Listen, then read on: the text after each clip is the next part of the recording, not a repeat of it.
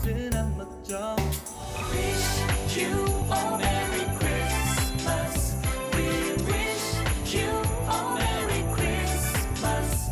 We wish you a Merry Christmas and a Happy New Year. Break it down.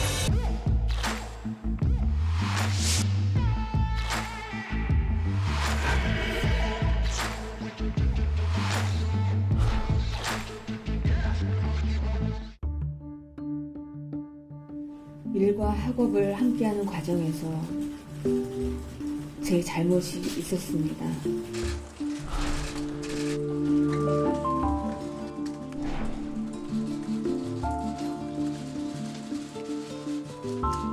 모든 것이 저의 잘못이고 일찰입니다. 부디 용서해 주십시오. 국민 여러분께 진심으로 사죄의 말씀을 드립니다.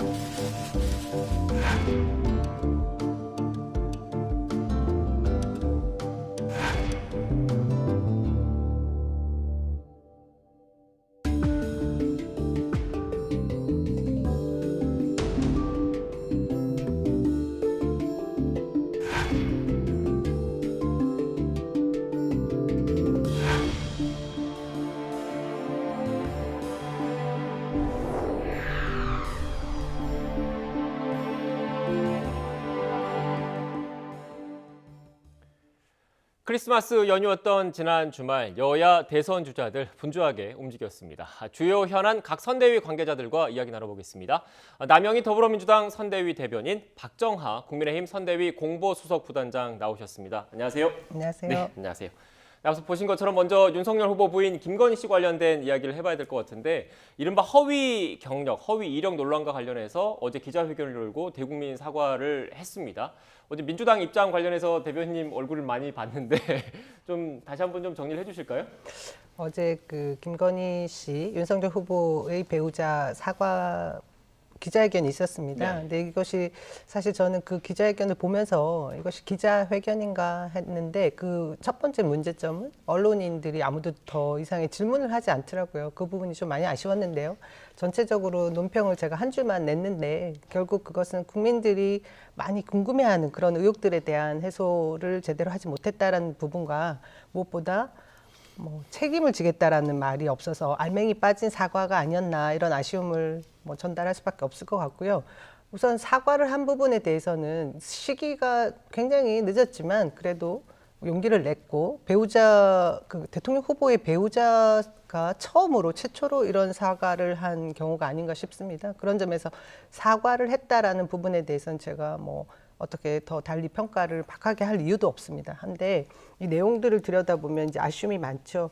우선은 이 내용을 김건희 씨가 직접 작성을 했다고 보니 지금 당에서도 얘기하고 있고 언론 보도를 통해서도 알 수 있는데요. 이 내용에 있어서 사적인 부분, 저희가 굳이 듣지 않아도 되는 부분을 굉장히 많이 쓰셨더라고요. 또 그것을 검토를 윤석열 후보가 또 직접 했다고 합니다. 이 상황을 보면 이제 진짜 두 가지 생각이 들어요. 네. 국민의힘 선대위가 이런 부분들을 통과를 하고 있는지 뭔가 검증을 하는 부분에 문제가 좀 있지 않나 이런 생각이 좀 들고요. 두 번째로 윤석열 후보가 이 위기 대응에 있어서 국민들과 공감하는 그 공감대가 어느 정도 형성이 될 부분인지에 대한 검증을 저희가 할 수 있었다. 근데 위기 대응 능력에 있어서 빵점이다 이런 생각이 들었습니다. 이 사과문의 진정성 부분을 많이 놓쳤고 실기했기 때문에. 그리고 한 가지 더 말씀드릴 것은 직접 저희가 문제를 삼았고 이 사과까지 하게 된 단계에는 사실 세간의 많은 의혹들보다 본인 스스로 기자들과 답하고 하던 과정에서 나온 그 허위 경력 사실 부분들이거든요. 일정 부분 지금 시인을 한 부분이 있습니다. 부풀려진 의혹들. 그리고 어제 국민의힘에서 이제 해설 자료라고 14페이지에 이런 문건을 주셨는데요. 네. 이것을 제가 꼼꼼히 들여다보니까 그렇게 부정확한 기재라고 해서 한 7군데 나와 있고요. 정작 제가 가장 중요하게 봤던 한국게임산업협회의 재직증명서, 그리고 H 컬처, 디지털 컬처 문화 협회인가요? 그 부분에 대한 경력 부분도 지금 제대로 소명이 안 되고 있습니다. 그 두 가지는 여전히 의문으로 남고 있는데요. 제일 중요한 것은 이 그 부정확한 기재라는 것과 이 김건희 씨가 직접 얘기했던 부풀리기, 뭐 이거 죄라면 죄입니다 했던 수상 이력 부분도 그렇고 이것이 결국은 진실이 아닌 것을 진실로 포장을 했다는 것이 허위거든요. 이 부분에 대한 앞으로의 이후에 윤석열 후보가 해야 될 정확한 태도가 저는 따라줘야 된다고 생각합니다. 네. 그것은 이전에 신정아 씨나 정경심 교수, 조국 전 장관에게 들이댔던 그 공정의 잣대를 본인 부인에게도 지금 일부분 시인한 부분이 있으니까요. 공정하게 들이대기 위해서는 뭐 구속 수사를 하라 뭐 이런 얘기까지 전달이 돼야 될 것 같습니다. 네, 그러니까 지금 대변인 말씀은 사과 자체에 대해서는 평가를 하지만 구체적으로 무엇을 사과하는지 그리고 책임질 부분에 대해서는 언급이 없었다 이런 지적이신 것 같은데 어떻게 보십니까? 너무 많은 말씀을 지금 남 대변인 주셔가지고 할 얘기가 너무 많았습니다. 차례차례 좀 말씀을 드리면 어제 있었던 그 김건희 대표의 사과 기자회견에 대해서 다양하게 국민들이 평가하실 수 있다고 봐요. 네. 그리고 그 평가에 대해서 긍정적으로 보시는 분들도 있고 비판적으로 보시는 분들도 있는데 그 비판 오롯이 다 받아야 된다고 생각을 하고 최종적으로 뭐 어제 사과는 본인의 결단에 의해서 그다음에 결국에는 뭐 후보와 같이 결단에 의해서 이루어진 일이기 때문에 좀 전에 우리 남 대변인 말씀 주신 것처럼 뭐 사과 포함해서 그동안에 뭐 구체적인 거를 나열해서 얘기하기에는 적절치 않았고 그다음에 사실은 그 과정이 있었다면 저는 뭐 정상적으로 기자회견이 진행됐을 수 있었을까라는 걱정도 들 정도로 사실은 뭐 이런 큰 일에 나와서 기자들 앞에 있는 거는 처음 있을 수 있는 경험이기 때문에 저는 뭐 그게 원만하게 원활하게 진행될 수 있었을까라는 걱정이 들 정도로 사실은 굉장히 무거운 일이었기 때문에 국민 여러분들에게도 그 논란에 대해서 해명하기 위해서 나왔다는 그것만으로도 좀 많이 평가해 주셨으면 하는 부탁의 말씀을 드립니다. 다만 우리 남 대변인은 두 줄 논평을 주시면서 아주 정제된 말씀을 주셨는데 앞서 우리가 화면에서 잠깐 봤던 민주당 관계자 여러분들 그리고 이 건에 대해서 비난하시는 몇몇 분들은 과연 이 건에 대해서 똑같이 비난할 자격이 있는지 저는 이 점에 대해서는 분명히 말씀드리고 싶어요. 그거 하나. 네, 일단 남 대변인이 말씀 많이 하셔서 추가로 좀 더 질문 좀 드릴게요. 그거 하나. 어제 사실은 이 건에 대해서는 사실은 그동안 선대위에서도 그러면 선대위 밖에 있는 분들도 굉장히 많은 의견을 다양한 방식으로 제시를 해드렸어요. 결국에는 본인이 결심을 어떻게 하느냐 문제였는데 뭐 제가 알고 있는 한은 후보도 직접적으로 뭐 이걸 해라라고 강요하지 않았던 상황에서 본인이 결심을 했고 아까 말씀 주신 것처럼 어제는 3시 기자회견이 있었습니다만 조금 일찍 당사에 와서 후보와 같이 본인이 작성했던 문안을 봤던 걸로 알고 있습니다. 그래서 그 부분에 대해서는 결국에는 후보를 포함해서 배우자가 결단했어야 되는 문제이기 때문에 다소 늦었지만 이렇게까지 왔다라는 점 하나 말씀을 드리고요. 뭐 윤 후보의 현재 이 상황을 극복해가는 리더십 말씀을 주셨는데 저는 뭐 앞으로 국민들이 뭐 지켜보면서 평가하셔야 될 몫이라고 봅니다. 그리고 이 건을 통해서 윤 후보도 국민들한테 어떻게 더 다가가야 되는지 그다음에 이 상황에 대해서 어떤 식으로 또 다른 유사한 상황이 있으면 어떻게 풀어갈는지 한번 경험을 했으니까 앞으로 뭐 좀 더 좋은 모습으로 국민들한테 다가가는 모습을 좀 지켜봐 주십사 부탁을 드리고 굳이 하나 첨언을 하면 과연 여기서 보여줬던 윤석열 후보의 리더십과 지금 여러 가지 상황에 처해 있는 이재명 후보의 리더십과 뭐 결국엔 뭐라고 얘기 안 하겠습니다만 국민들이 판단하시지 않을까라고 말씀을 첨언합니다. 네, 지금 보니까 시간 얼추 비슷하게 두 분 다 길게 말씀하셨으니까 지금부터는 좀 속도감 있게 이제 진행을 하겠습니다. 시점이 궁금해요. 어제가 올해 마지막 휴일, 마지막 일요일이었잖아요. 왜 어제를 택했다고 생각하십니까? 뭐 여러 가지 이슈들이 한꺼번에 막 쏟아졌지 않습니까? 네. 저는 그 제일 중요한 사안들은 이준석 대표가 일단 당을 또 제가 표현은 2차 가출이라고 하는데요. 그런 상황도 있었고 그와 더불어 윤석열 후보가 또 모 매체에 나가서 토론이 필요 없다는 등 또 뭐 가난한 사람들의 자유 발언 등 뭐 여러 가지 또 실언들이 따랐습니다. 그것과 또 더불어 박근혜 전 대통령의 사면 이슈가 굉장히 크게 떠올랐죠.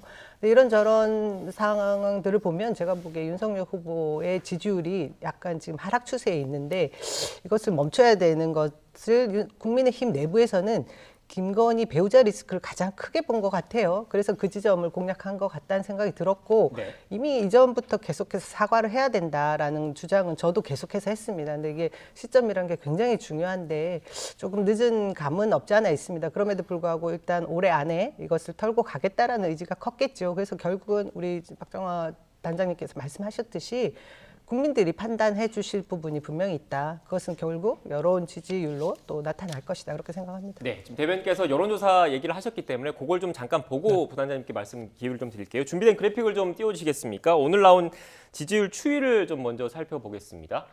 네, 지금 이거는 한국사회여론연구소 KSOI 자료인데 보신 것처럼 이재명 후보가 37.6%, 윤석열 후보가 35.8%의 지지율을 확보를 했습니다. 다음 그래픽 보여주시죠. 네, 이건 리얼미터, 오마이뉴스와 리얼미터 자료입니다. 이거는 보시는 것처럼 이재명 후보는 38%에서 39.7%로 올랐고 윤석열 후보는 44.4%에서 40.4%로 다소 하락세를 보였습니다.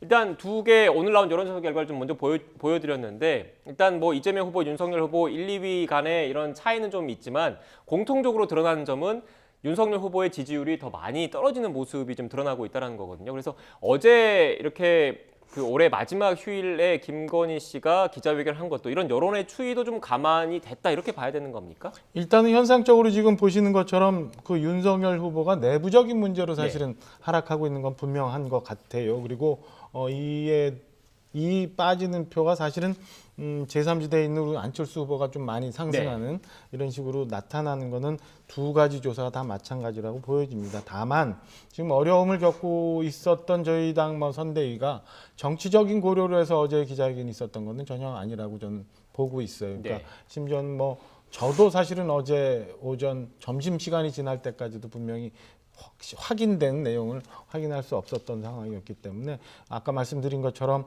다양한 채널로 그러니까 선대위 내부에 있는 고위 관계자도 그다음에 밖에 있는 또 다른 어떤 채널들도 이 건에 대해서는 여러 번 계속 얘기해 왔기 때문에 결국에는 배우자인 김건희 씨와 윤석열 후보의 결단이 있었기 때문에 어제 그런 일이 있었지 이게 무슨 연말이라서 아니면 떨어진 지지율 때문에 이런 정치적 고려가 많이 있었던 것은 아니다라는 말씀을 드립니다. 아무튼 뭐 지금 사실은 저희가 처해 있는 게 지금 이 논란이 되고 있었던 배우자 리스크 그다음에 선대위 내의 갈등 뭐 이런 게 있는데요. 오롯이 지금 여론조사에 나와서 반영되고 있는 거는 내부적인 문제 때문에 저렇게 되고 있는 거라 이 문제가 해결이 좀 되면 또 다른 반등 기회가 있으리라고 보여집니다. 네, 앞선 그래픽 다시 한번 좀 띄워주시겠습니까? 일단 지금 앞선 그래픽 같은 경우에는 이른바 김건희 씨 사과와 관련한 여론의 추이는 제대로 반영이 안 된 여론조사 그렇죠. 결과라는 걸 참고로 좀 말씀을 드리고요. 아마 일요일 날 대국민 사과를 했고 오늘이나 내일쯤 이렇게 여론조사 진행하는 곳이 있을 것 같기도 한데 그 이후에 나온 여론조사 결과를 보면 이번 그 김건희 씨의 사과가 국민 유권자들의 민심에 어떤 영향을 미칠지를 좀 더 살펴볼 수 있을 것 같고요. 그때 또 자료가 나오면 다시 한번 좀 보여드리겠습니다. 앞서 대변인께서 말씀하셨지만 이런 그 김건희 씨 가족 리스크와 더불어서 국민의힘 내부도 지금 상황이 좀 복잡합니다. 관련해서 녹취가 좀 있는데 녹취를 듣고 부단장님께 다시 한번 좀 질문을 좀 드리겠습니다. 네. 당은 상명하복의 이런 히어라키 조직이 아닙니다. 당원이 당의 중심이고 당의 주인이고 누구나 평등하며 다만 그 역할이 다를 뿐입니다. 다만 당원 누구도 당의 공식 결정과 방침에는 따라야 합니다. 그렇지 않으면 이거는 당 조직이 아닙니다. 이제 선거가 얼마 남지 않아서 비상 상황이고 가장 중요한 시기입니다.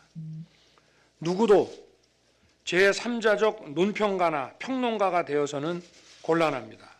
그리고 제가 여기 한마디 더 좀 경고의 말씀을 드린 건데 선거에 도움을 주겠다고 하는 많은 분들이 자기의 의견을 표력하는 경우들이 많습니다. 그러나 그것이 과연 선거에 도움이 되는지 안 되는지 냉정하게들 판단하시고 발언들을 좀 해주실 걸 당부를 드립니다.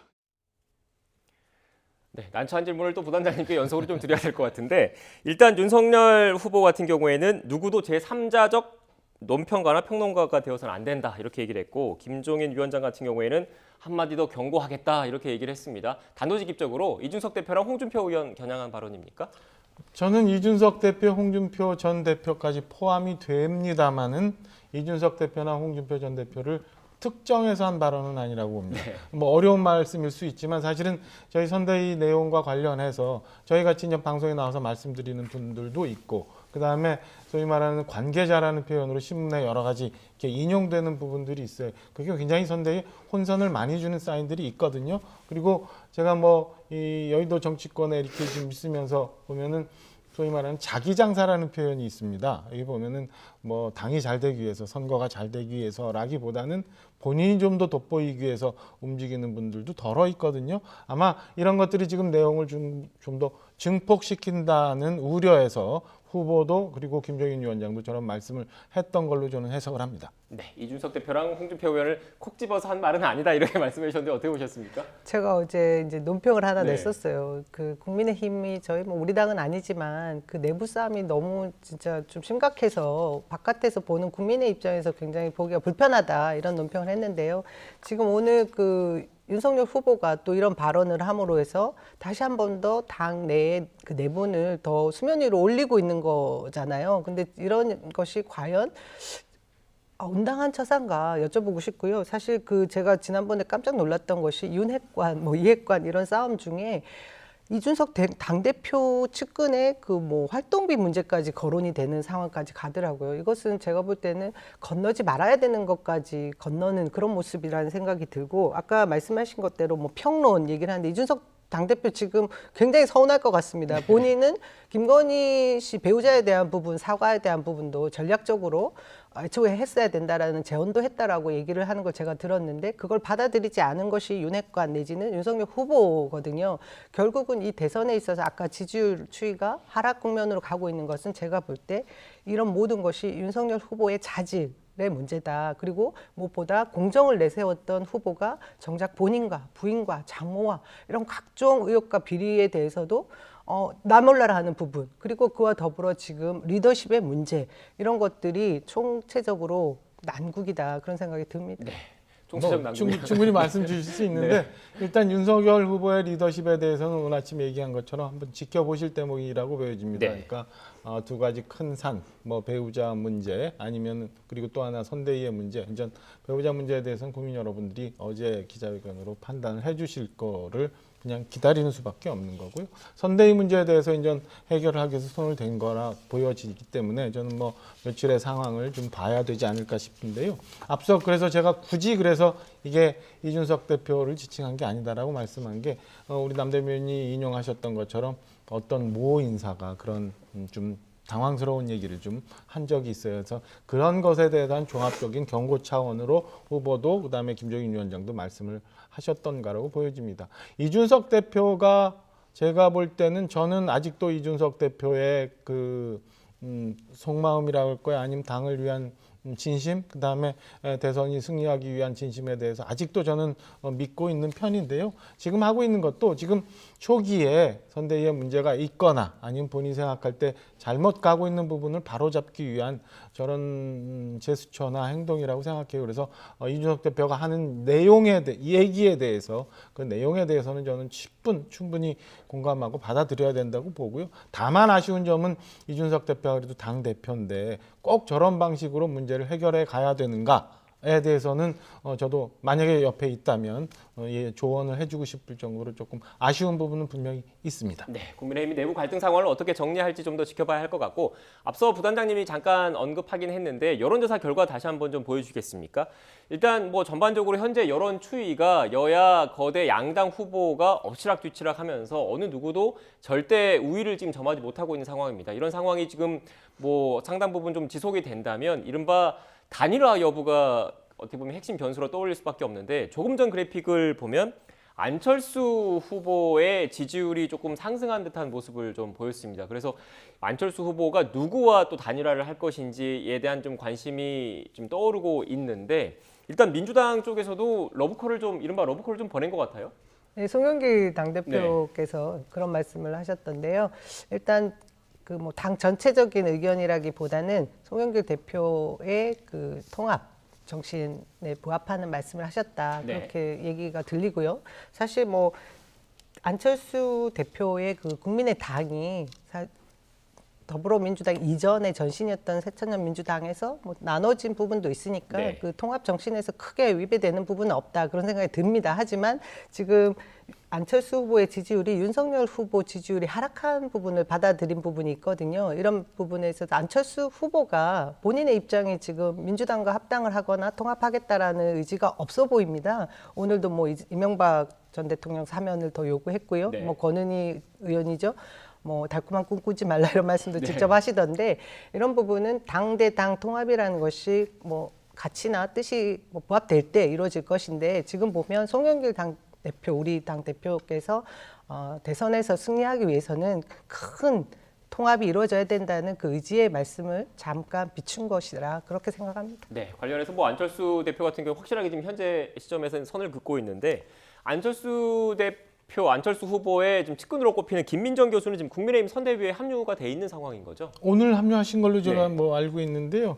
일단은 김민정 교수가 이제 공동 선대위원장으로 합류를 했어요. 그러니까 지난 두 번의 대선에서 안철수 대표랑 같이 이제 대선 활동을 했던 김민정 교수가 정권 교체가 시대 소명이다라고 네. 하면서 이제 합류를 했어요. 이제 좀 전에 같이 뭐 관련해서 말씀을 드리면 뭐 여론조사 추이 결과를 좀 다시 볼 수 있을지 모르겠습니다만 안철수 대표가 지난 4.7 재보궐선거 이후에도 분명히 이제 당대당 통합 얘기를 하면서 정권 교체에 꼭 앞장서겠다 그리고 그거를 실현하겠다고 얘기를 했기 때문에 저는 뭐 지금 송영길 대표가 오늘 하신 말씀들이 얼마나 깊이가 있이 얘기했는지에 대해서는 의문입니다. 다만 저희가 이제 여론조사 지표를 보면 앞으로도 이제 세 가지 정도를 좀 계속 잘 봐야 되는데 우선은 이재명 후보가 30대 중후반에 있는 박스권에 갇혀 있는 부분이 어떻게 해결이 될 건가. 그다음에 윤석열 후보가 이제 하락하고 있는 거는 당연히 내부적인 문제로 좀 잘못하고 있어서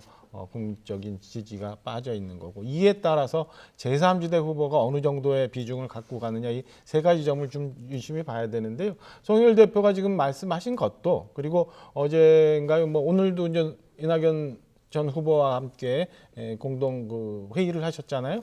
그러니까 저는 이 30% 중후반을 벗어나기 위한 좀 안타까운 몸부림 이 정도로 해석을 합니다. 그러니까 안철수 대표마저도 어찌됐건 지금 통합의 모습을 보여야 되는 그런 상황을 송영길 대표의 이런 구애로 표현이 된 거 아닌가. 그래서 실질적인 민주당의 움직임과는 좀 다른 모습으로 해석을 하고 있어요. 네, 그런데 국민의힘도 어떻게 보면 김종인 위원장이나 이준석 대표와 안철수 후보가 사이가 그렇게 썩 좋지는 않다라는 평가가 많지 않습니까? 그렇죠. 어떻습니까? 그러니까 이제 김종인 위원장하고 안철수 대표가 오고 가고 한 설전이 굉장히 네. 많았었고 이준석 대표하고도 많았는데요. 결국엔 제가 볼 때는 이게 이번 전 선거가 과연 끝까지 3월 9일 선거를 앞두고 8일까지 얼마나 박빙의 선거가 될 건가. 그리고 이 사이에 제3지대 후보들이 얼마나 많은 지지를 받을 건가. 이게 결국에는 이제 막판 가서 단일화의 주요 변수로 작용을 할 거라 저는 뭐 여론조사 추이를 계속 보면서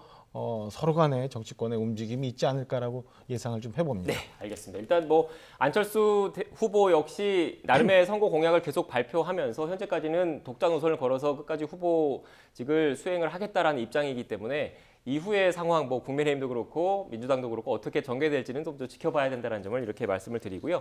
자연스럽게 민주당 이야기를 좀 해보겠습니다. 이재명 후보와 이낙연 전 대표가 얼마 전에 만났잖아요. 만나서 이른바 원팀 행보를 좀 강조하는 모습을 보였는데 관련된 녹취가 있는 것 같습니다. 듣고 오겠습니다. 내년 3월 9일이 과연 과거로 퇴행할 것인가 아니면 미래의 희망을 만들어낼 것인가 하는 분기점인데 이 분기점에서 역사가 퇴행하지 않도록 하는 우리 민주당의 역할이 정말로 중요하다고 생각합니다. 그중에서도 국민들이 기대하고 우리 당원들이 또 기대하는 바대로 우리 더불어민주당이 협심 단결을 해서 희망을 만들고 또 승리를 일궈내는 그런 역사를 이루어내기를 기대합니다. 민주당은 쇄신해야 합니다. 그러나 민주당다움을 훼손해서는 안 됩니다. 민주당의 정신과 가치를 시대에 맞게 살려가는 쇄신이어야 한다고 믿습니다. 당원들이 자랑스러워하는 민주당으로 발전해 가야 합니다. 네, 이번에 대변인께 좀 난처한 질문을 드려야 될 것 같은데 그러나 민주당담을 훼손해서는 안 된다. 언중유골이라고 하죠. 말에 좀 뼈가 있는 것 같습니다. 지금 이낙연 전 대표께서 발언하신 부분은 제가 이해하는 선에서는 열린민주당과의 합당 과정을 이제 염두에 두신 발언 같습니다. 지금 저희 당대당 통합을 지금 이루기 위해서 합의문도 썼고요. 열린민주당과 합의문을 쓴 부분에 있어서 당의 쇄신과 정치 권력 전체에 대한 쇄신 방안들을 합의 본 부분이 있는데 이 다음 행보에 있어서 민주당 다음을 잃지 말자라고 말씀하시거든요. 그 부분의 내용을 이낙연 전 대표가 지키고자 하는 부분은 전 구민주계까지 포함하는 전체 통합을 염두에 둔 걸로 생각하고 싶어요. 그래서 민주당이 그 정당성을 유지하는 부분에 있어서 완전히 진보 쪽만 가는 것이 아니라 중도, 보수까지도 아우를 수 있는 외연 확장이 되는 부분을 이낙연 후보가 담당하겠다 이런 발언으로 저는 해석하고 싶습니다. 네, 다주택자 중과 그 유예라든지 여러 그 후보의 공약이 좀 이른바 청와대와 정부가 좀 갈등을 빚고 있다라는 보도가 많이 나오고 있잖아요. 그걸 염두에 든 취지의 발언은 아니다 이런 말씀이신 것 같네요. 저 그 해석도 했습니다. 사실 지난번 이제 다시 회동을 51일 만에 하실 때 그 이낙연 전 대표께서 본인은 좀 후보와 다른 결의 목소리를 낼 수도 있다라는 말씀을 미리 하셨거든요. 그것이 전 총리로서의 그 입장을 그대로 대변하겠다는 말씀으로 들립니다. 그러니까 정부와 청와대는 정책의 일관성을 얘기하지만 후보는 계속해서 유연한 실용주의적 노선을 얘기하고 주장하고 있거든요. 이런 부분에 있어서 엇갈리는 목소리는 나올 수 있다. 하지만 결국 그것은 민주당 대선 승리를 위한 길이지 다른 길은 아니다. 이렇게 해석할 수 있다고 봅니다. 네, 어떻게 들으셨습니까? 그러니까 온전히 지금 민주당이 넘어야 될, 이재명 후보가 넘어야 될 산을 지금 보고 있는 것 아닌가 싶은 생각이 들어요. 그러니까 지난 후보 결정 이후 원팀에 대한 그 목마름이 좀 있었는데 그 여전히 저는 이낙연 전 총리가 합류는 했습니다만은 그 원팀이라는 게 아주 화학적으로 결합되지 않은 모습들이 지금 보여지고 있는 것 아닌가. 거기에 또다시 넘어가야 될 또 다른 산, 그러니까 현 문재인 정부와의 차별화, 이 문제를 어떻게 해결하느냐 이런 것들에 대해서 아까 다시 여론조사 추이로 가면 지금 박스권을 벗어나지 못하는 이 상황을 벗어나기 위해서 이렇게 화합의 모습, 그다음에 지난 12월 동안 이재명 후보가 굉장히 바쁘게 다니셨잖아요. 그런 모습, 그리고 여기에 중도층을 겨냥한 여러 가지 정책 바뀜, 그리고 심지어는 전두환 전 대통령에 대한 평가마저도 이런 것들이 다 지금 섞여서 이 국면을 벗어나기 위한 이재명 후보 내지는 민주당의 노력인데 과연 이게 얼마만큼 효과를 이룰지에 대해서는 저는 현재 시점에서는 저는 좀 회의적으로 보고 있습니다. 일각에서는 또 이 얘기도 하더라고요. 정치 분석하시는 분들 사이에서는 그 올해 연초에 그 이낙연 전 대표가 사면론을 전직 대통령 사면론을 꺼냈지 않습니까? 그때 당시 시점을 되돌아가 보면 그때 여권에서는 이낙연 전 대표가 어떻게 보면 그 여론조사상 수위를 좀 지키고 있었습니다. 우위를 좀 점하고 있었는데 물론 여러 요인이 있겠지만 그 사면론이 불거진 이후 여러 그 비판적인 시각이 나오고 좀 지지율이 좀 꺾인 것 아니냐 이런 분석들이 많이 나오고 있습니다. 그런데 얼마 전에 박근혜 전 대통령에 대한 사면이 지금 단행됐지 않습니까? 이 전 대표 입장에서는 섭섭할 수 있겠다, 서운할 수 있겠다 이렇게 분석을 내놓으신 분들도 계시던데 어떻습니까? 내부 분위기는? 이게 정말 민심이 요동친다라는 게 이런 것 같아요. 얼마 전 일이지 않습니까? 불과. 그런데 그럼에도 불구하고 이 사면을 문재인 대통령의 고난의 찬 그런 결단이라고는 하지만 내부에서 불만을 가진 지지자들이 분명히 있습니다. 그럼에도 불구하고 이재명 후보로 결정이 난 이상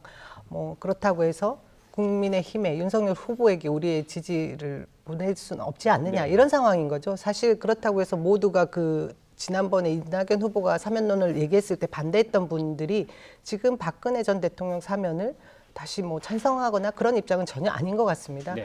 그럼에도 불구하고 대통령의 의지를 수용해야 된다 이런 민심인 거죠. 그러면 이제 우리 이낙연 전 대표님 입장에서는 굉장히 서운하실 수 있지만 이것이 정치가 생물이라는 그런 것이 아닌가 싶습니다. 결국은 민심이 어디로 흐르느냐 이 여부가 정치에 있어서 그 큰 뜻을 이루게 하느냐 마느냐는 결정 요소다 그런 생각이 듭니다.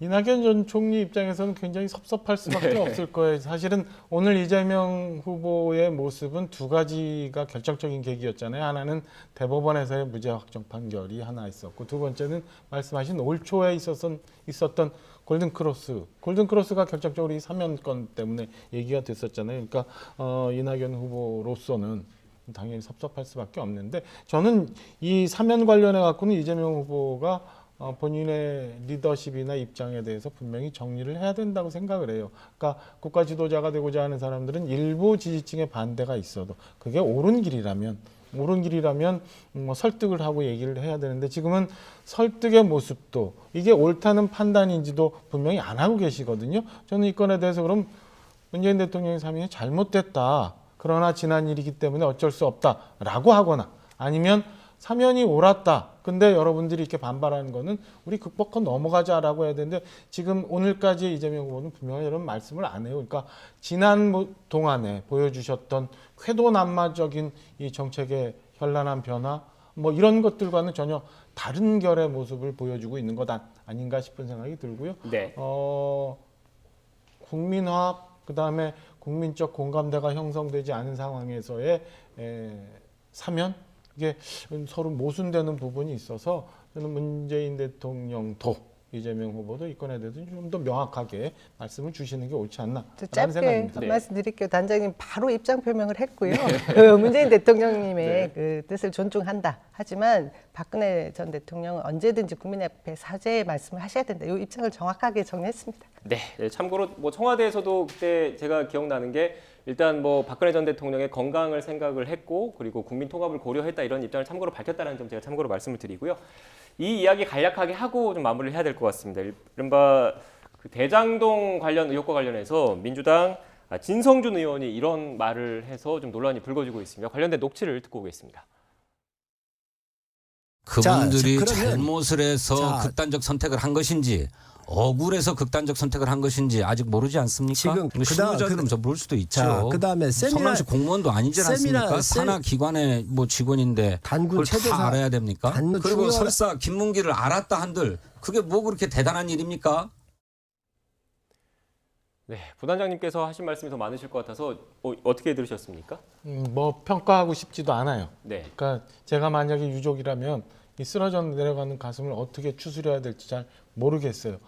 그래도 지역구의 평가를 받아서 국회의원이 됐던 그리고 선대의 중요한 역할을 하는 분이 저렇게 얘기를 할 수 있을까? 그 이제 속마음을 좀 알 것 같다. 그동안 보여줬던 모습들이 모두 다 가식 아니었냐 이런 생각이 듭니다. 그러니까 지금이라도 사과를 하는 게 맞고요. 이재명 후보한테 궁극적으로 책임이 있다고 봅니다. 그러니까 얼마나 더 많은 희생이 있어야 이런 비극들이 없는지 이제 뭐 특검이 됐건 말씀만으로 그러지 말고 좀 받아서 국민들이 판단할 수 있는 진실을 내놔야 이런 비극들이 더 없어지지 않을까. 그리고 저런 막말들이 좀 없어지지 않을까라는 생각입니다. 네, 어떻게 저 진성준 의원의 발언의 앞뒤 전체 맥락을 좀 봐야 될 것 같은데요. 지금 우선 뭐 아는 게 중요하느냐, 모르는 게 중요하냐 이런 말씀을 하신 부분에 대해서 뭐 이렇게 불편하게 들으실 분들이 많이 있을 거라는 생각은 듭니다. 우선 유족들은 내용에 대해서보다 실제로 지금 이후에 어떻게 이 사건이 전개될까에 대한 부분도 굉장히 궁금할 거거든요. 네. 저는 이런 지점에 있어서 국민의힘이 계속해서 이 극단적인 이 아픔에 대한 부분이 수사와 조사 과정에 일어났던 검찰과 경찰의 문제를 지적해야 되는데 끊임없이 이재명 후보에게 그 잣대를 들이대고 있으니 이것이 제가 볼 때는 좀 온당하지 않다. 이 부분을 설명하려다가 나온 실수인 것 같은데요. 그래도 조심해야 될 부분은 저희가 조심을 해야죠. 네, 알겠습니다. 일단 시간이 다 돼서 추가로 더 하실 말씀 없으신가요? 아니에요. 예. 네, 알겠습니다. 그러면 일단 마무리 좀 해야 될 것 같습니다. 지금까지 남영희 더불어민주당 선대위 대변인 그리고 박정하 국민의힘 선대위 공보수석 부단장과 전국 현안에 대한 이야기 나눴습니다. 오늘 말씀 고맙습니다. 감사합니다.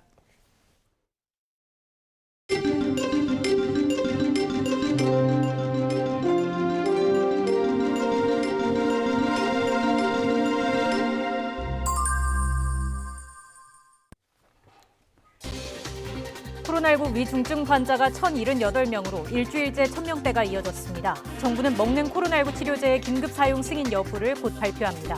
현행 거리두기 연장 여부는 오는 31일에 발표할 것으로 보입니다. 리얼미터 여론조사 결과 국민의힘 윤석열 후보 지지율은 40.4%, 더불어민주당 이재명 후보 지지율은 39.7%로 나타났습니다. 한국사회여론연구소 여론조사에선 이재명 후보의 지지율이 1.8%포인트 더 높았습니다. 더불어민주당 이재명 대선 후보는 지지율 격차가 좁혀진 데 대해선 골든크로스가 아니라 데드크로스라고 평가했습니다. 윤석열 대선 후보의 부인 김건희 씨의 사과를 두고 평가는 국민께 맡기는 게 도리라고 말했습니다. 국민의힘 윤석열 대선 후보가 주식시장 선진화 공약을 발표하고 주식 양도소득세 대상이 확대되면 증권거래세를 폐지하는 등 개인 투자자에 대한 세제 지원을 강화하겠다고 밝혔습니다. 박범계 법무부 장관이 박근혜 전 대통령 사면에 대해 지난 17일 이전에 문재인 대통령으로부터 뜻을 전달받았다고 밝혔습니다.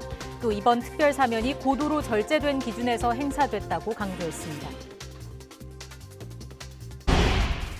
지난해 프랜차이즈 가맹점 수가 1년 전과 비교해 9.5% 증가했지만 가맹점당 종업원은 13% 가까이 급감한 것으로 나타났습니다.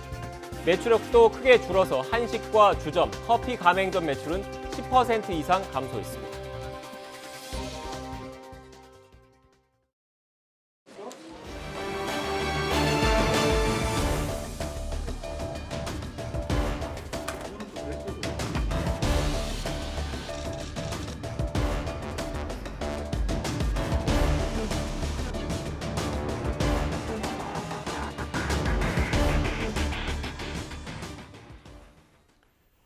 코로나19 신규 확진자가 4,207명으로 전날보다 1,212명 줄며 4,000명대로 떨어졌습니다.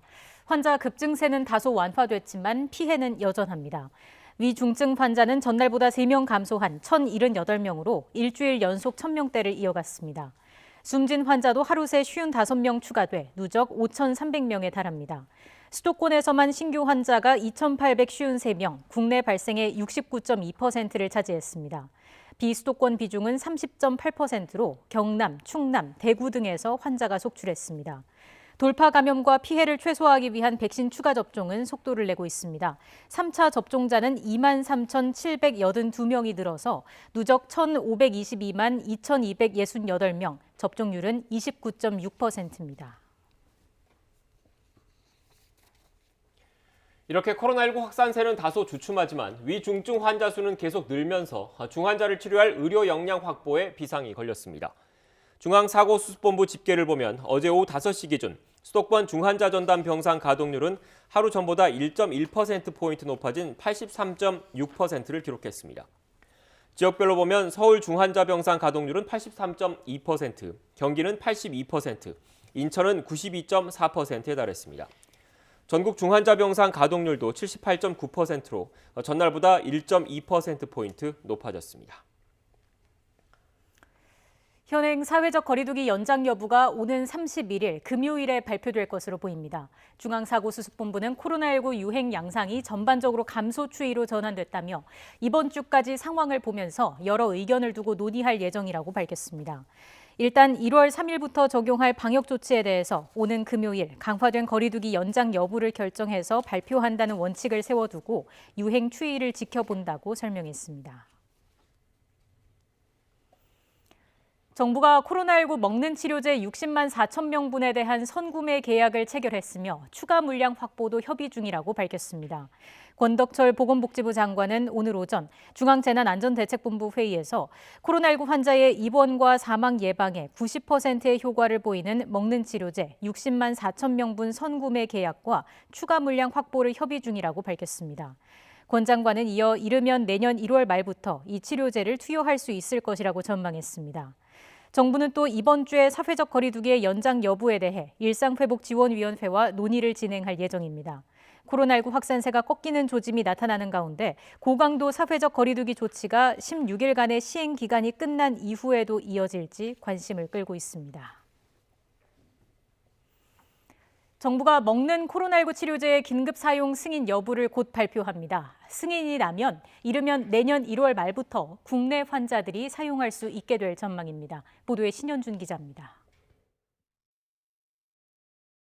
먹는 코로나19 치료제는 감염 초기에 복용하면 중증으로 악화하는 걸 막을 수 있어 코로나19의 판도를 바꿀 게임 체인저란 기대를 받고 있습니다. 이런 먹는 치료제의 국내 도입이 이르면 오늘 결정됩니다. 식품의약품안전처는 오늘 회의를 열고 코로나19 먹는 치료제의 긴급 사용 승인 여부를 논의한다고 밝혔습니다.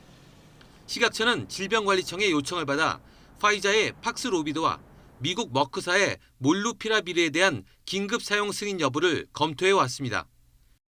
심의 결과가 좋으면 바로 긴급 사용 승인 결정이 나오지만 심의 결과가 좋지 않으면 식약처가 종합적으로 더 검토해 추후 입장을 밝힐 예정입니다. 정부는 현재 미국 파이자사와 먹는 치료제 30만 명분 이상의 구매 계약이 마무리 단계이고 미국 머크사와는 24만 2천 명분의 구매 약관을 이미 체결한 상태입니다. 국내 유행 상황이 좋지 않은 만큼 도입 일정은 내년 2월에서 1월 말로 최대한 앞당긴다는 방침입니다. 우리 식약처의 긴급 사용 승인이 나오고 계약이 확정되는 즉시 국민 여러분들께 소상히 말씀드리겠습니다. 먹는 치료제가 국내에 도입되면 재택치료자와 고위험이나 경증, 중등증 환자에게 사용될 예정입니다. 닷새 동안 하루 2번씩 복용하게 되는데 파이자는 한 번에 3알씩, 머크사는 4알씩 먹어야 합니다. 앞서 미국 식품의약국도 지난 23일과 24일 두 먹는 치료제의 긴급 사용을 승인했습니다. YTN 신현주입니다. 이스라엘이 화이자의 먹는 코로나19 치료제에 대한 긴급 사용을 승인했다고 현지 매체인 타임스 오브 이스라엘이 보도했습니다. 이스라엘 보건부는 화이자가 개발한 먹는 코로나19 치료 알약 팍스로비드를 사용해도 된다고 현지 시각 26일 발표했습니다. 이스라엘 보건부는 성명에서 코로나19 합병증 위험이 큰 환자들은 증상이 나타난 뒤 3일에서 5일 이내에 이 약을 먹어야 한다고 설명했습니다. 청소년 방역 패스의 내년 2월 적용을 앞두고 교육부가 개선 방안을 논의하는 가운데 개선안 연내 발표 여부는 불투명해졌습니다. 교육부 관계자는 현재 관련 단체와 부처 간 협의 중이라며 청소년 방역 패스 도입 시기와 적용 범위와 관련해서 최대한 신속히 정리해 발표하겠다고 말했습니다. 앞서 정부는 내년 2월 실시 예정인 청소년 방역 패스에 대해 학부모와 학생, 학원 등의 반발이 심화하자 개선 방안을 마련해 연내에 발표하겠다고 밝힌 바 있습니다. 내년 2월 1일부터 방역 패스 적용 시 접종 간격과 항체 형성 기간 등을 고려하면 학생들은 오늘까지는 1차 접종을 마쳐야 합니다. 코로나19 백신을 맞은 중학교 3학년 학생이 사경을 헤매고 있다는 글이 국민청원 게시판에 올라왔습니다. 청와대 국민청원 게시판에는 경남 창원에 사는 중3 딸이 코로나 백신 1차 접종을 받고 뇌사 상태에 빠졌다는 글이 게재됐습니다. 중3 학생의 엄마라고 밝힌 청원인은 소아 1형 당뇨를 앓고 있는 딸이 학원에 다니기 위해 지난달 30일 내과에서 백신을 맞았다고 밝혔습니다. 청원인은 딸이 이틀 동안 구토 등 증상을 보인 뒤 회복됐지만 접종 11일 후에 갑자기 의식을 잃어 아직 돌아오지 않고 있다고 밝혔습니다.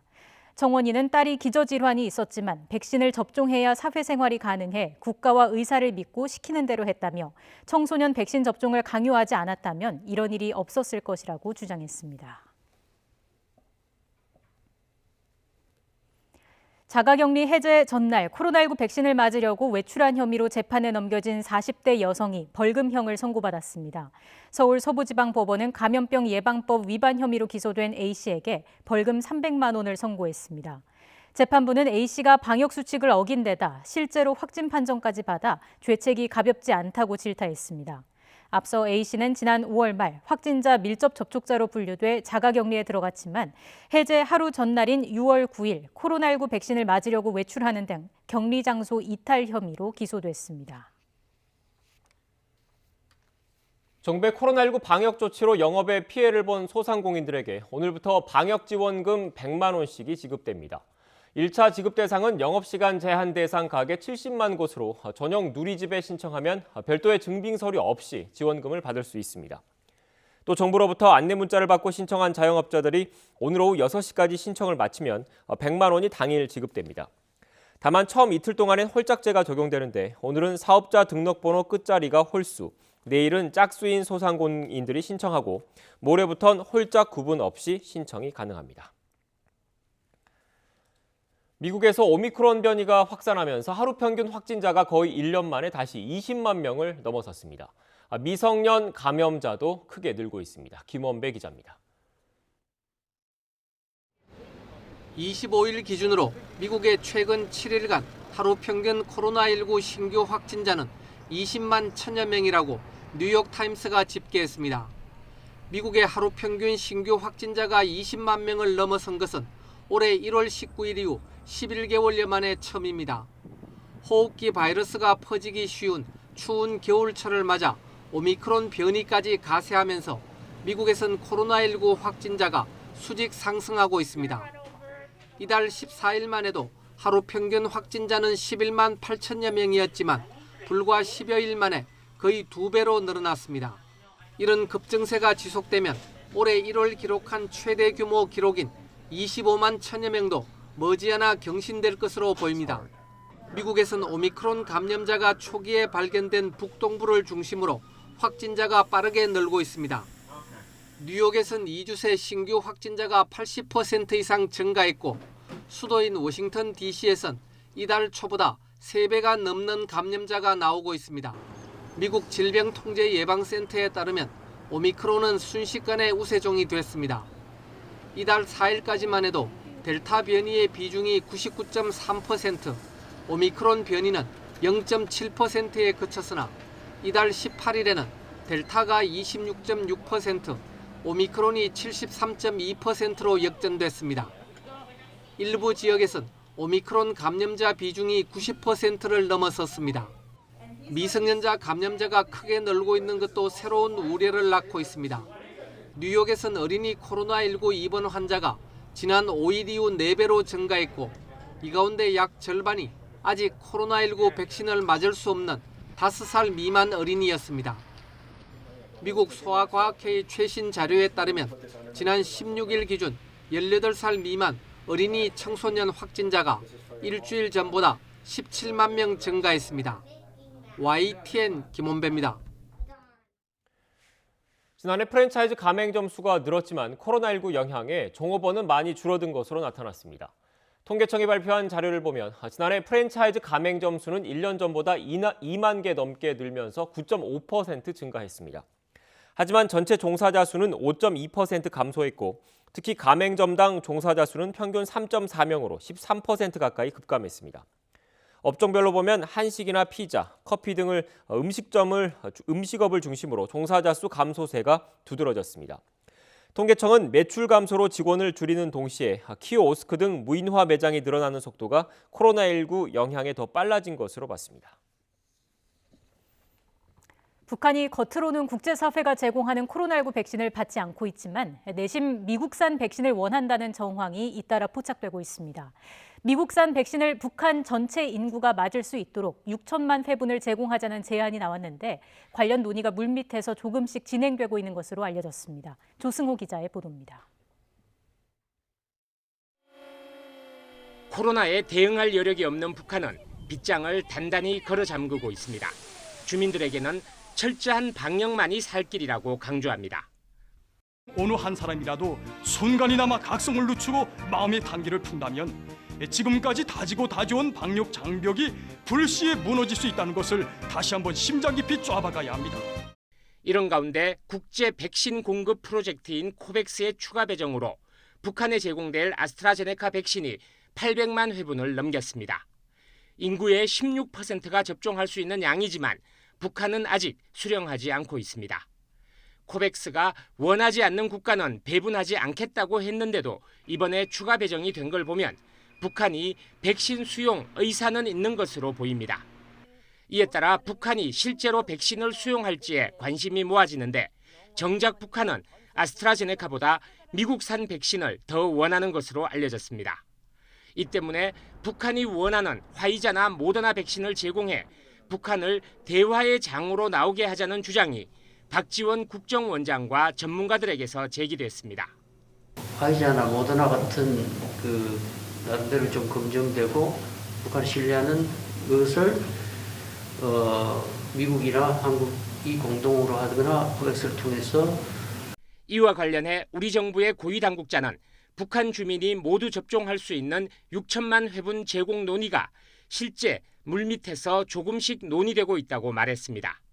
미국 측이 국제사회의 인도적 지원 노력을 수용할 것을 북한에 촉구했고 북한 관계자는 이런 지원 방안에 대해 미국 측과의 사전 조율 여부를 타진해 왔다는 것입니다. 실제로 북한과 유엔 관계자가 만났을 때는 북측이 6천만 회분 제안에 대해 백신이 화이자인지 모더나인지를 묻기까지 했다고 고위 당국자는 전했습니다. 아직 공식적인 협의 단계라기보다는 실무자 차원의 의사 타진 단계로 읽히지만 2월 베이징 올림픽을 앞두고 백신을 매개로 한 대화 논의가 급물살을 탈지 주목됩니다. YTN 조승호입니다. 우리 정부는 이번 주에 열릴 것으로 예상되는 북한 노동당 전원회의와 관련해 북한이 대화와 협력의 길로 나서기를 기대한다고 밝혔습니다. 이종주 통일부 대변인은 올해 말과 내년 초는 한반도 평화와 남북관계 발전에 있어 매우 중요한 시간이라며 이번 전원회의에서 북한이 밝힐 내년 대내외 정책 방향에 주목한다고 말했습니다. 올해 신남방과 신북방 지역으로의 수출이 역대 최대를 기록할 것으로 전망됐습니다. 산업통상자원부는 아세안 10개국과 인도 등 신남방 지역으로 수출이 올해 11월까지 1,119억 달러로 연간 기준 역대 최대치 달성이 예상된다고 밝혔습니다. 러시아 등 구소련 지역을 대상으로 한 신북방 수출도 올해 11월 기준 126억 달러로 지난 2019년 138억 달러를 넘어설 것으로 보입니다. 정부는 지난 4년간 공들여 추진해온 신남방, 신북방 정책이 구체적인 성과를 거뒀다고 평가했습니다. 박범계 법무부 장관은 박근혜 전 대통령 등의 사면과 관련해 지난 17일 이전에 문재인 대통령으로부터 뜻을 전달받았다고 밝혔습니다. 또 문재인 정부에선 고도로 절제된 상태에서 사면권이 행사됐다고도 강조했습니다. 직접 들어보시겠습니다. 17일 날 제가 검찰국장 준비는 해야 되기 때문에 검찰국장과 또 실무자들 있는 자리에서 사면심사위원회에 올려야 되기 때문에 자료를 준비하라고 지시한 건 맞고 그 이전에 대통령님으로부터 사면과 관련된 의지를 받았습니다. 저로서는 문재인 정부 들어서서 사면이 고도로 절제된 상태에서 또 여러 가지 기준과 원칙에 의해서 행사됐다고 그렇게 생각합니다. 국민의힘 윤석열 대선 후보와 민주당 이재명 대선 후보가 오차 범인의 초접전을 벌이고 있다는 여론조사 결과가 나왔습니다. 오마이뉴스가 의뢰해서 리얼미터가 진행한 12월 4주차 차기 대선 후보 지지도 조사 결과 윤 후보 지지율은 40.4%, 이 후보는 39.7%로 나타났습니다. 12월 3주차 조사와 비교하면 윤 후보는 4%포인트 내리고 이 후보는 1.7%포인트 올라서 격차는 0.7%포인트로 좁혀졌습니다. 국민의당 안철수 후보가 5.6%, 정의당 심상정 후보가 2.9%로 뒤를 이었습니다. 전체 질문지 등 자세한 내용은 리얼미터나 중앙선거 여론조사 심의위원회 홈페이지를 참고하면 됩니다. 더불어민주당 이재명 대선 후보가 국민의힘 윤석열 대선 후보의 부인 김건희 씨의 사과를 두고 평가는 국민께 맡기는 게 도리라면서 말을 아꼈습니다. 이 후보는 오늘 오전 서울 여의도 민주당사에서 국가 비전이 출범식을 마친 뒤 취재진의 질문에 이미 당에서 공식 입장을 밝혔다면서 이같이 말했습니다. 앞서 민주당은 김 씨의 사과와 관련해 대변인 논평을 통해 김 씨의 문제에 대한 국민의 의혹이 해소되지 않았다고 지적했습니다. 국민의힘 윤석열 대선 후보가 주식시장 선진화 공약을 발표하고 증권거래세 폐지 등 기업과 투자자가 함께 윈윈하는 선진 주식시장을 만들겠다고 밝혔습니다. 윤 후보는 당사에서 공정회복 공약 발표 기자회견을 하고 주식 양도소득세 대상이 확대되면 증권거래세를 폐지하는 등 개인 투자자에 대한 세제 지원을 강화하겠다면서 이같이 말했습니다. 또 보유 기간에 관계없이 일률적으로 적용되는 주식 양도소득세율도 장기 투자자는 우대세율을 적용해 낮추고 기업이 핵심 신사업을 분할하면서 생기는 주가 하락에서 선량한 투자자를 보호할 수 있도록 기존 주주에게 신주 인수권을 부여하겠다고 설명했습니다. 국방부는 최근 정치권에서 잇따라 제기된 모병제 공약과 관련해서 병역제도 개편 논의는 안보 상황을 고려해야 한다고 강조했습니다. 부승찬 국방부 대변인은 오늘 정례 브리핑에서 특정 대선 후보의 공약 내용에 대해서 언급하는 것은 적절치 않다면서 이같이 말했습니다. 다만 병역제도 개편 논의는 특정 제도의 도입 여부가 중심이 아니라 한반도 안보 상황을 고려한 상비 병력 충원 가능성과 군사적 효용성 등이 기준이 돼야 한다는 게 국방부의 일관된 입장이라고 덧붙였습니다.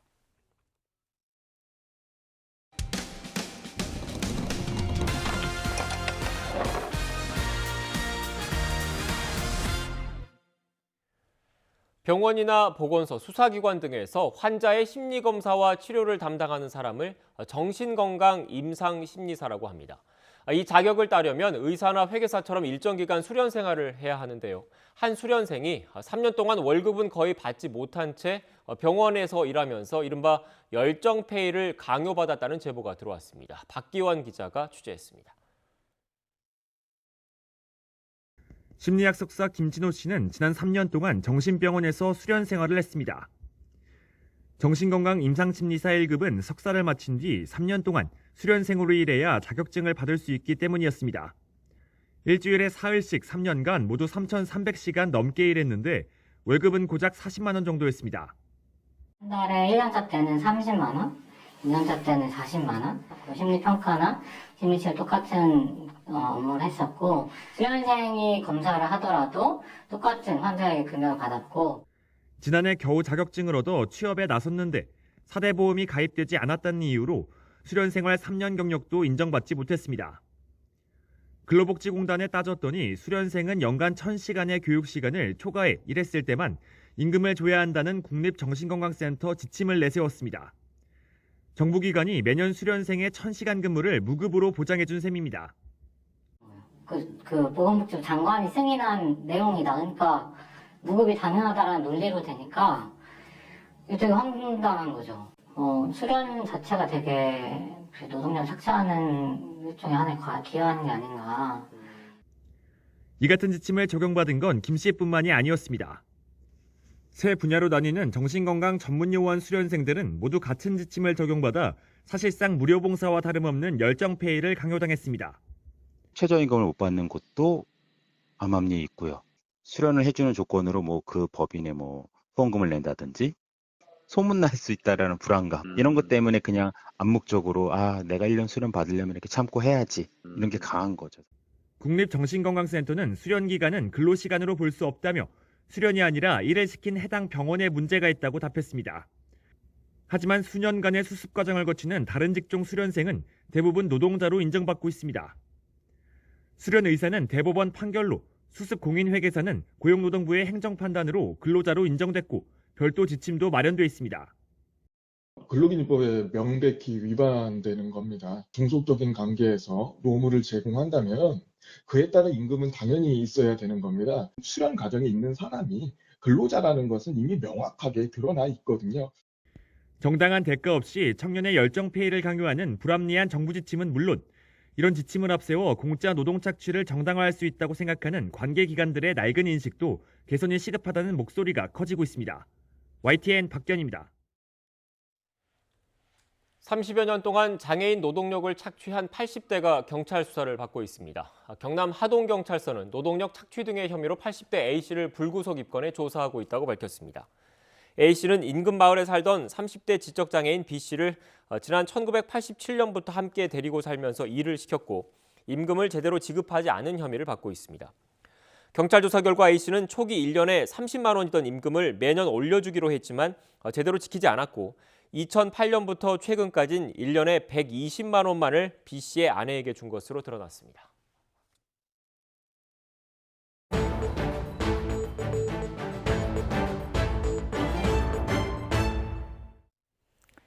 최근 서울 아파트는 같은 아파트, 같은 평형에서도 전셋값이 수억 원 넘게 차이가 납니다. 임대차법의 부작용으로 세 가지 다른 전셋값이 존재하는 이른바 삼중 전세가 형성된 건데요. 누적된 공급난 속에 내년 8월 이후에는 극심한 전세난까지 우려되는 상황입니다. 취재기자 연결해서 전세 시장과 관련한 자세한 이야기 나눠보겠습니다. 김우준 기자. 네, 경제부입니다. 네, 직접 아파트 단지의 전셋값을 살펴봤을 텐데 실제로 일부 아파트의 경우에는 전셋가가 많게는 수억 원 넘게 차이가 난다고요? 네, 그렇습니다. 이 화면에 나오는 가격부터 보면서 함께 설명해 드리겠습니다. 지금 나오는 가격은 서울 대치동 은마아파트 전셋값입니다. 전용 면적 84제곱미터, 그러니까 같은 평형인데 하나는 13억, 다른 하나는 7억 5천만 원입니다. 5억 원 가까이 벌어진 겁니다. 이 같은 현상은 은마아파트뿐만 아닙니다. 대치동과 목동 등 학군 등의 이유로 전세 수요가 많은 아파트 단지를 돌아다녀 봤는데요. 적게는 수천만 원, 많게는 3억 원 이상 전세가가 차이 나는 곳들이 수두룩했습니다. 네, 같은 면적인데도 전세가가 왜 이렇게 벌어진 거죠? 이 가격이 천차만별인 배경에는 지난해부터 시행된 계약갱신 청구권이 핵심입니다. 계약갱신 청구권은 정부가 보장한 임차인의 권리인데요. 임차인의 거주 기간을 2+2, 그러니까 4년으로 보장하면서 2년 거주 뒤 재계약 시 보증금 인상폭도 5% 이내로 제한한 겁니다. 이 임차인이 전세 계약 갱신권을 행사한 여부에 따라 전세가가 이렇게 벌어지게 된 겁니다. 전세 계약 갱신권 행사 여부만 놓고 보면 전세가가 이중 구조가 돼야 하는데 어떻게 삼중 구조까지 나오게 된 겁니까? 네, 이 역시도 화면을 보고 함께 설명해 드리겠습니다. 먼저 기존 임차인이 갱신권을 쓰지 않고 새로운 임차인과 신규 계약을 맺은 경우입니다. 이럴 때는 최근 가파르게 오른 전세 시세대로 신규 계약을 하게 되겠죠. 가장 높은 전세값을 형성한 가격대입니다. 하지만 기존 임차인이 갱신권을 행사하면 2년 전 임대료 대비 기껏해야 5%밖에 올리지 못합니다. 가장 낮은 전세값을 형성한 가격대입니다. 여기에 마지막으로 임차인은 같지만 갱신권을 쓰지 않은 계약이 등장합니다. 이 재계약을 하되 청구권을 행사하지 않은 조건으로 집주인과 임차인이 적절한 가격에서 합의를 하는 겁니다. 이 같은 면적 아파트라도 세 가지 전세가가 존재하는 배경입니다. 네, 임대차법 시행으로 인한 부작용이 전세 시장에서 이렇게 나타나고 있는 건데 내년 전세 시장도 역시나 불안하다고요. 네, 그렇습니다. 내년 시장을 불안하게 만드는 핵심 요인 역시 계약갱신 청구권입니다. 내년 8월이면 임대차법을 시행한 지 만으로 2년이 됩니다. 이 말은 계약갱신 청구권을 활용해 5% 이내로 상한선을 묶었던 물건이 내년 8월 이후부터 본격적으로 풀리기 시작한다는 말인데요. 앞서 계약갱신 청구권 때문에 전세값을 시세대로 반영하지 못했던 집주인 입장에서는 반영하지 못했던 시세에다가 앞으로 4년치 가격을 미리 올려받을 가능성이 클 수밖에 없습니다. 4년마다 거래를 하게 되면 조금 더 미리 인상분을 반영을 해야 되겠다라고 생각할 겨를이 높거든요. 내년 8월 이후부터는 아무래도 전세 가격이 조금 급하게 상승하지 않을까 그렇게 생각하고 있습니다. 여기에 부족한 매물도 큰 문제입니다. 내년도 서울 아파트 입주 물량은 2만여 가구입니다. 이는 역대 가장 공급량이 적었다고 평가받는 올해 3만여 가구보다 30%가량 적은 물량입니다. 누적된 공급난 속에서 재개발, 재건축으로 인한 대규모 이주 등으로 전세 수요가 계속되는 한 이 최악의 전세난이 올 수도 있다는 우려가 적지 않습니다. 네, 올해 부동산의 또 다른 큰 이슈 중 하나는 바로 종합부동산세였습니다. 세금 폭탄이다, 이런 불만이 나올 정도로 일부에서는 과도한 세금이 아니냐는 의견도 있었는데 결국 정부가 보유세 부담을 줄여주는 보완책 마련에 나섰다고요. 네, 그렇습니다. 정부는 우선 고령자에 대한 종부세 납부 유예 조치 방안을 우선적으로 검토하고 있습니다. 60세 이상 1세대 1주택자이면서 전년도 종합소득이 3천만 원 이하인 사람이 대상입니다. 이들이 주택을 팔거나 상속, 증여할 때까지 종부세 납부를 유예해주는 방안이 가장 유력합니다. 또 1주택자가 10년 이상 거주했을 경우 10%의 세액공제를 추가 적용하는 방안도 함께 들여다보고 있습니다. 1주택자들의 세부담을 최대한 낮춰준다는 취지입니다.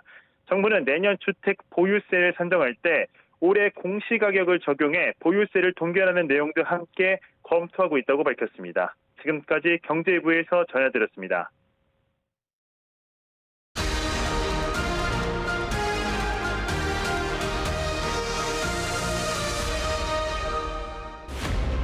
역대 최다 기록이 또 역대 최다 기록을 경신했습니다. 강력한 사회적 거리두기를 통해서 하루빨리 확산세를 제압해야만 이번 고비를 넘어설 수 있다고 판단했습니다. 소상공인들은 영업시간이 생활줄이나 마찬가지예요. 그날 벌어서 그날 생활비가 되는. 한 타작도 안 해. 이건 뭐 최악이야. 장을 봐도 고민을 좀 많이 하고 허리띠를 졸라매자 막 이런 생각을 하게 되는데 천화동인 1호 실소유주 누굽니까? 그거는 바로 접니다. 대장동 개발 사업 특혜 의혹. 화천대유를 둘러싼 자금 흐름을 규명해야 한다는 목소리는 3기 신도시 대상 지역으로 개발 보상이 전현직 임직원들의 충격적인 땅 투기 사건. 머리 숙여 사죄드립니다. 역대 최고 기록을 올해 연간 수출액은 6,400억 달러 돌파가 확실시됐습니다. 3,31.68 13년 5개월여 만입니다. 우리 국민들에게 필요한 일을 해내는 것으로 우리의 책임을 다하고자 합니다. 우리는 이 지긋지긋한 부패하고 무능한 정권을 반드시 심판해야 합니다. 저는 이거를 하나의 그 패러다임의 변화라고 이제 보고 있습니다. 2030 세대, 이른바 MZ 세대의 특히 MZ 세대와 소통하기 위해 부동산과 주식에 이어 젊은 세대, 즉 MZ 세대의 분할 투자 열풍이 뜨겁습니다.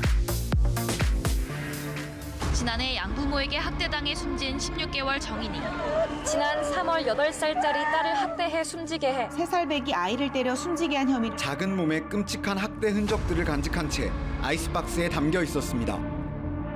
최근 발생한 요소수 품귀 현상에 그야말로 직격탄을 맞은 겁니다. 요소수가 벌써 바닥나 이미 운행을 멈춘 차도 있습니다. 없어요. 요소수 구할 데가 없어요. 3, 4일 뒤에는 멈추고 운행을 못해요. 우리 생계가 위협받죠. 노태우 전 대통령이 오늘 향년 89세로 11, 12대 대통령을 지낸 전두환 씨가 사망했습니다. 경찰서에 대해서 모른다면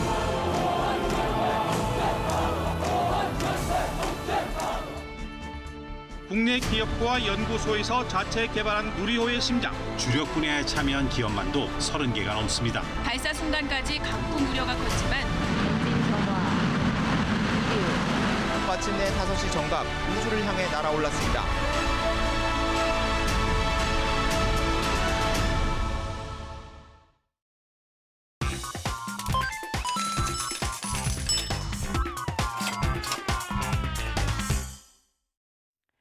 오늘의 경제지표입니다. 먼저 국내 증시부터 보시겠습니다. 올해 마지막 주 거래를 시작한 코스피, 연말 배당을 앞두고 관망세가 이어지면서 박스권에 갇힌 모습입니다. 3,000선 초입에서 힘을 받지 못하고 있습니다. 코스닥 시장 분위기는 조금 다릅니다. 기관의 매수세에 힘입어서 1,010선에 안착했습니다. 이어서 이 시각 환율 상황 보시죠. 먼저 원달러 환율 소폭 빠지면서 1,180원대 중반에서 거래되고 있습니다. 성탄절 연휴로 미국 금융시장이 휴장한 만큼 환율 변동성은 제한적일 것으로 보입니다. 위안 원 직거래 환율은 1위안당 186원 선 기록하고 있습니다. 지금까지 오늘의 경제지표였습니다. 오늘 아침까지는 영하 10도를 밑도는 한파가 기승을 부렸습니다. 다행히 낮부터는 따뜻한 서풍이 유입되면서 추위가 많이 누그러지겠는데요. 오늘 서울의 한낮 기온은 1도까지 올라서 영상권을 회복하겠습니다. 들쑥날쑥한 기온 변화에 감기 걸리기 쉬운 만큼 옷차림에는 각별히 주의하셔야겠습니다. 오늘 오전 10시를 기해서 한파특보는 대부분 해제되거나 약화했는데요. 지금은 내일 아침까지 영하권 추위가 이어지는 경기 북동부와 강원, 충북 북부에만 한파주의보가 남아 있습니다. 낮 동안 영상의 기온을 회복하며 추위가 확연히 누그러지겠는데요. 오늘 서울의 한낮 기온은 1도, 광주가 2도, 부산은 5도 등으로 어제보다 4도에서 8도가량이 높겠습니다. 강추위 속에 폭설이 내렸던 호남과 제주, 울릉도, 독도의 눈은 대부분 잦아들었습니다. 다만 오후부터 경기 남서부와 충남 지역에 다시 1cm 안팎의 눈이 조금 내리겠고요. 서울 등 그 밖의 지역에도 눈이 날리는 곳이 있겠습니다. 남은 한 주간은 곳곳에 눈 소식이 잦겠고요. 새해로 넘어가는 금요일과 토요일 사이에는 다시 영하 10도를 밑도는 세미 한파가 찾아올 전망입니다. 현재 부산과 울산 등 영남 지방을 중심으로는 건조특보가 내려진 가운데 대기가 점점 더 메말라가고 있습니다. 이 작은 불씨가 대형 화재로 번지기 쉬운 만큼 불조심해 주셔야겠습니다. 지금까지 서울 상암동에서 YTN 신미림입니다. 뉴스 앤 이슈 마치겠습니다. 이어서 더 뉴스가 방송됩니다. 시청해 주신 여러분 고맙습니다.